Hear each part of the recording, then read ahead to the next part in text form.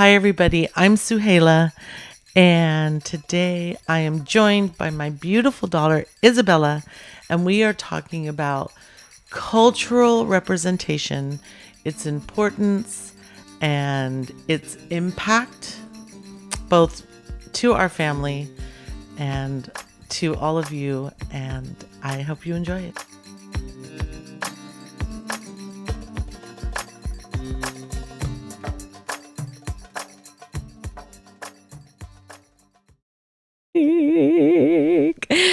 Hi, everyone.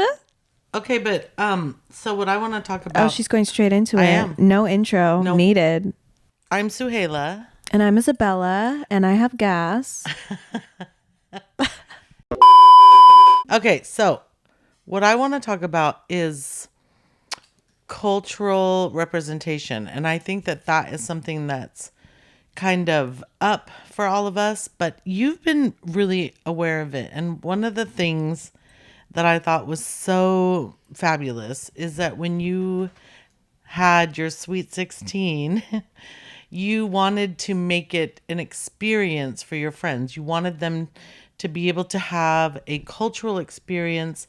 And what you said to me was that you wanted to share your culture with your friends because there weren't many Middle Eastern families really in your school or in many schools in our area in general. And so it was a fun way for you to be able to share your culture. So we had food and we had music and we had a lot of different vendors that were there to share the culture. And now you're starting to want to produce events in Los Angeles where you're doing the same. But tell me about that. Like, why? Like, why? Why do you want to do that? I think that people have fear when there's a lack of education and a lack of fun. I think it's important that we educate people, but not just educate them. I think it's important to have people have fun in environments that they maybe don't know about and help them connect to it. Because it's like, yes, we can all learn about cultures and we can all know what's going on and we can all understand like politically or emotionally or spiritually what's happening. And I think though the biggest thing that really helps all of this is creating a fun environment for people to really explore themselves and how they relate to the culture itself. And that's why I really love producing these events because, you know, to have someone come to a show where they can get, you know, a coffee cup reading and have Arabic food for the first time and, you know, watch a belly dancer and see an Arab comic or like hear Arabic music. It helps them build their own relationship to it rather than word of mouth. What they see in a movie. Right. Or something. Because a lot of it just, it lacks truth.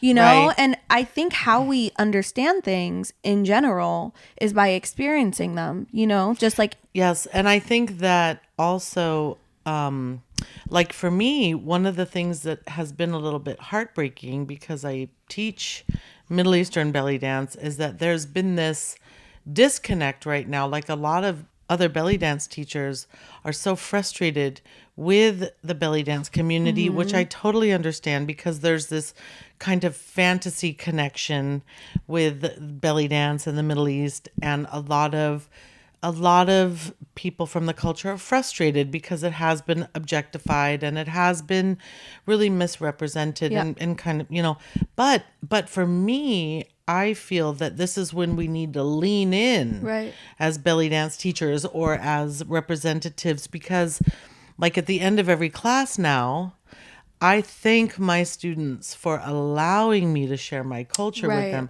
I don't think I ever did that before.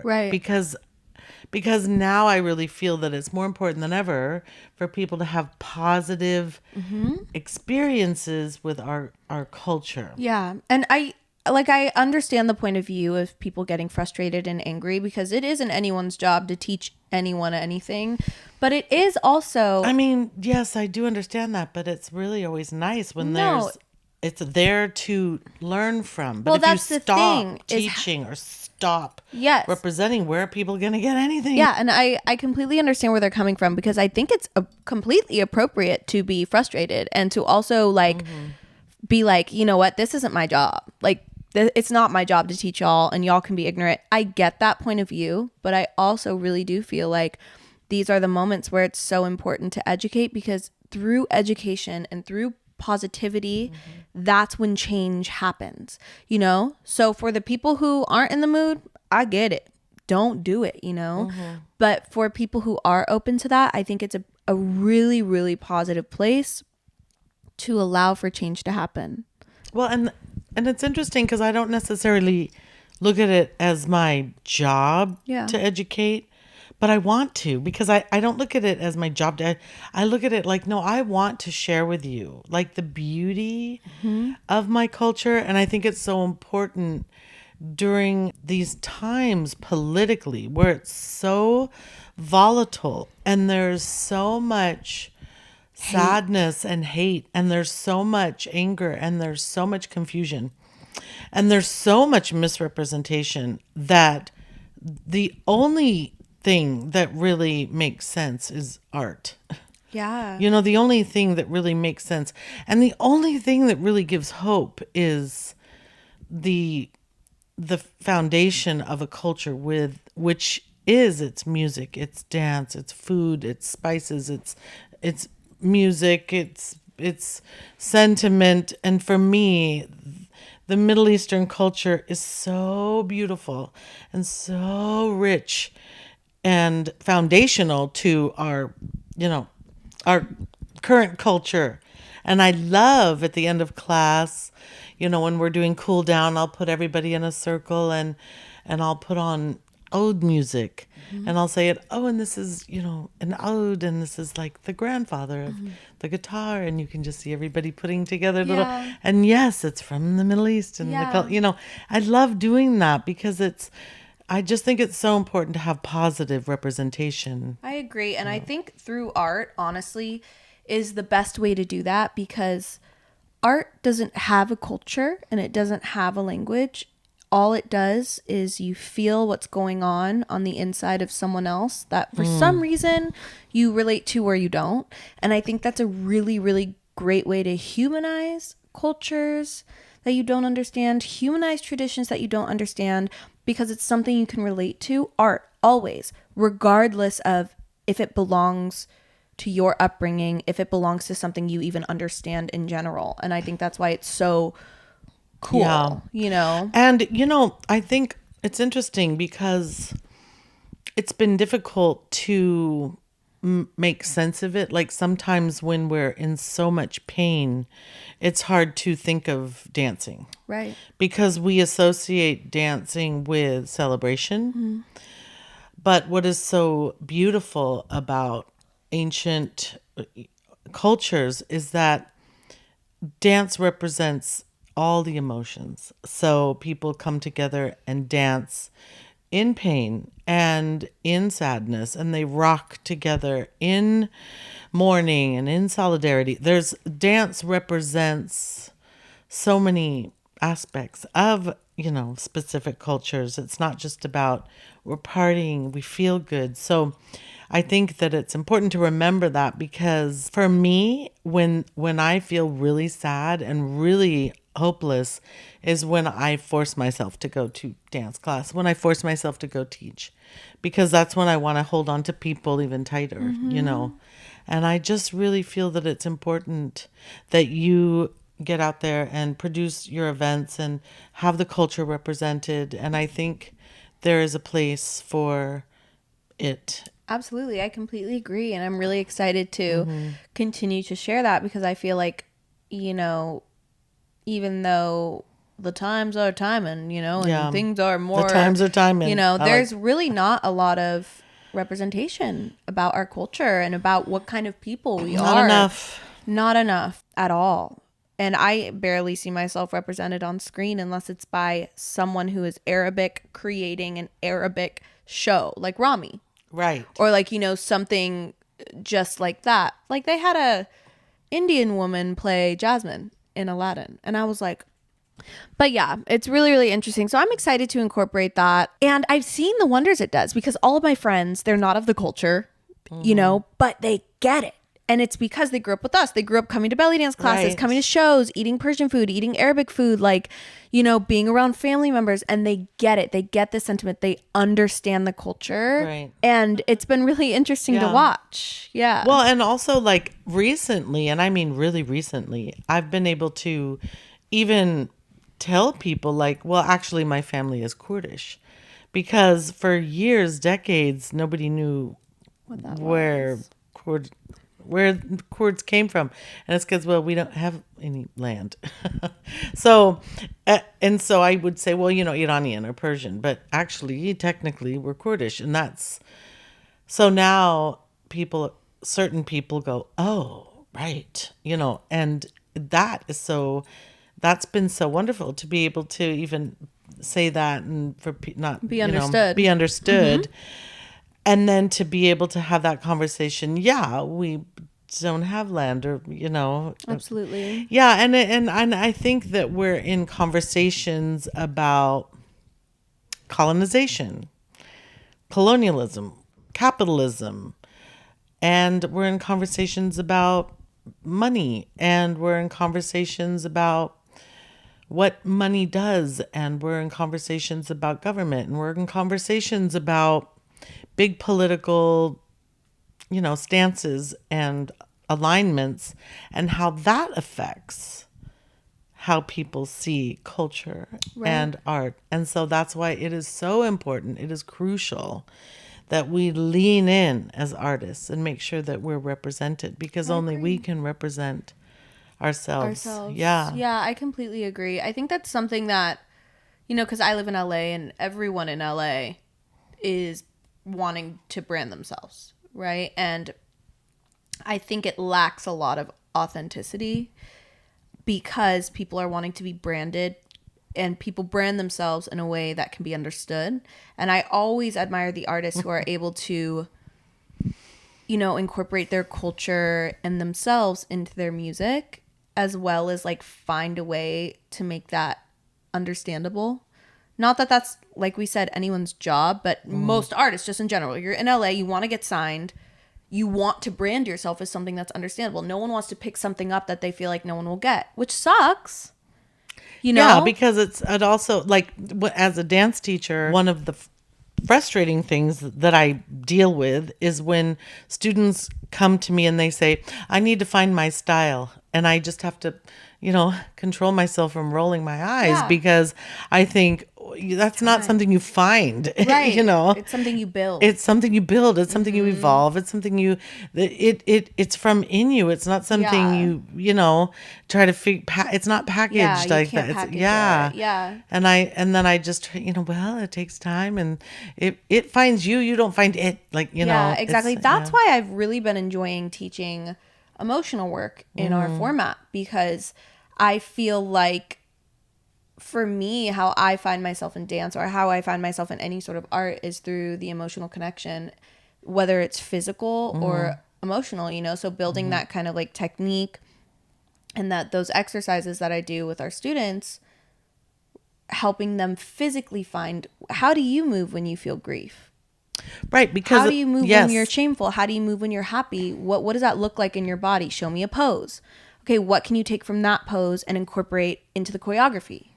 Because what you're talking about is the humanity in people, that is the shared experience. And that's why, even if you don't understand Arabic music, I tell my students all the time, this song is by this, artist, and it means this, and, it's this maqam, and, this is the emotional content of that. But I give them an overview, because if I do, there's a shared emotional experience that we can all kind of link arms with. They don't have to understand every word, or it doesn't have to, you don't have to be from the culture to really, feel allowed to dance to it. But because we all have the same feelings. And that's another thing, is that I think there is a difference between cultural appropriation and cultural appreciation. And I'm really, really scared when students stop taking belly dance class because they think they shouldn't, out of respect, because they're not Middle Eastern. And I'm like, oh my God, that's the worst thing you could do. It's, find a really great teacher that is going to be responsible and have Educate history. you. Yes, and help educate you. But the worst thing would be to stop dancing because we need you. We need you to represent. We need you to want to. We need you to want to care and want to learn and want to love it and enjoy it. And please, we need the representation so badly, especially in countries where you can't dance or it's illegal to dance or it's like we need that. Right. We need the appreciation and the embodiment. Absolutely. Yeah. The only other thing that I would like to say is that the reason why my dad came to this country, and this is like I think one of the biggest differences in the story of people that have to migrate to this country or that are immigrants to this country is my father and my family came to this country not because they necessarily wanted to, because they loved their country, they loved their land, they loved their culture and people, but they felt that they had to because there was a regime and there was a imposed oppressive way, especially for the women. And my dad really wanted the women in his family to have choices and to have experiences and be able to be educated. And so, you're that generation too.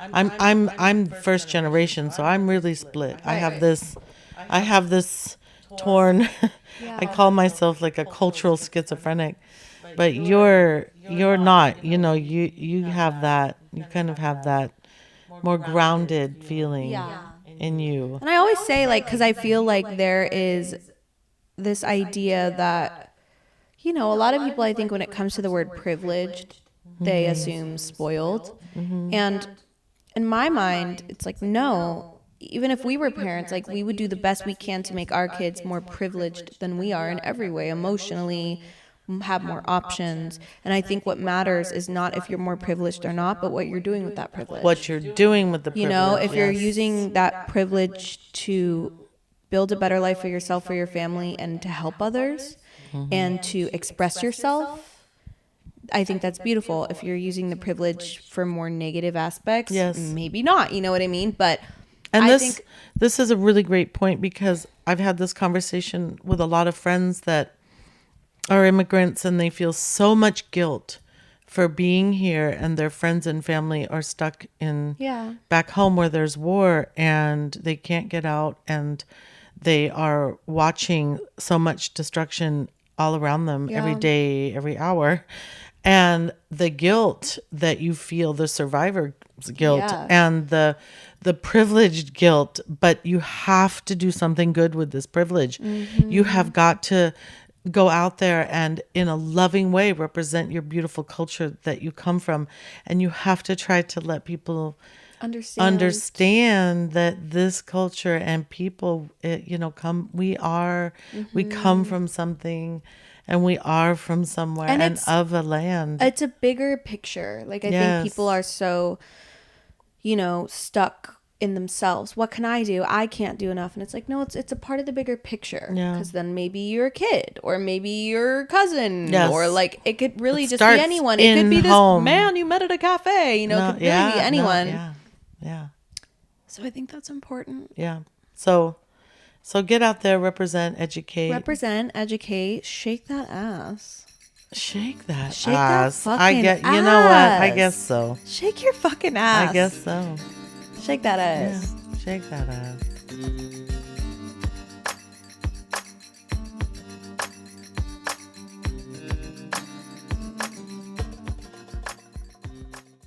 Say it with me. Shake that ass.